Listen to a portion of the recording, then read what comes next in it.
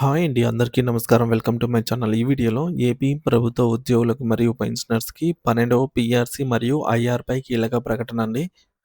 దీనికి సంబంధించిన పూర్తి తాజా సమాచారాన్ని వీడియోలో తెలుసుకుందాము. వీడియో అయితే ఎక్కడ కానీ స్కిప్ చేయకుండా ఎండ్ వరకు చూస్తే అప్పుడే ఇన్ఫర్మేషన్ పూర్తిగా అర్థమవుతుంది.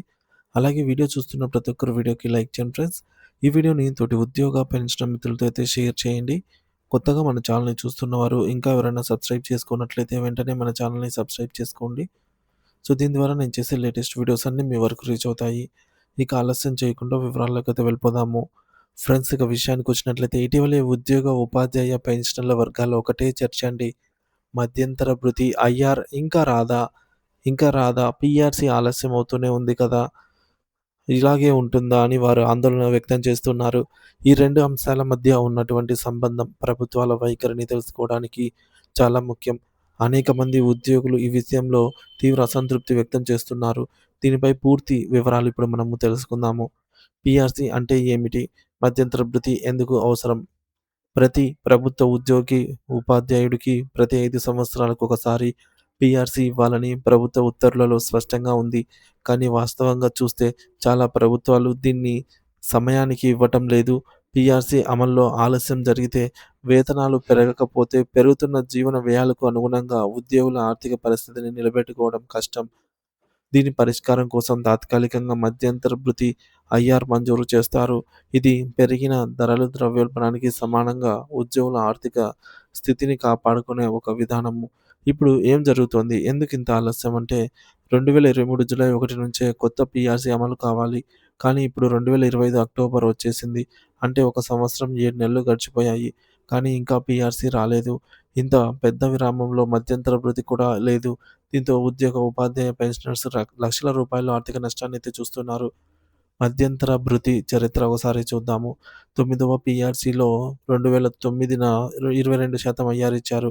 10వ పీఆర్సీ 2014 సంవత్సరంలో 27% ఐఆర్ ఇచ్చారు. 11వ పీఆర్సీ అప్పుడు 2020 నుంచి 27% ఐఆర్ ఇచ్చారు. ఇక 12వ పీఆర్సీకి సంబంధించి జూలై 2023 నుంచి ఇప్పటి వరకు ప్రారంభమే కాలేదు. అంటే ఏపీలో తొలిసారి ఐఆర్ లేకుండా పీఆర్సీ ఆలస్యం అవుతోంది. పీఆర్సీ కమిటీ గందరగోళం. గత ప్రభుత్వం రిటైర్డ్ ఐఏఎస్ అధికారి మన్మోహన్ సింగ్ గారిని 12వ పీఆర్సీ చ కమిటీ చైర్మన్‌గా అయితే నియమించిందనమాట. 2023 జూలైలో నియమించింది. కానీ కొత్త ప్రభుత్వం వచ్చాక ఆయన రాజీనామా చేశారు. ఆ తర్వాత కొత్త కమిటీ కూడా ఏర్పాటు చేయలేదు. దీనివల్ల పీఆర్సీ ప్రక్రియ పూర్తిగా ఆగిపోయింది. ఉద్యోగుల ప్రధాన వాదన పీఆర్సీ ఆలస్యం మన వల్ల కాదు, ప్రభుత్వం వల్ల జరుగుతోంది.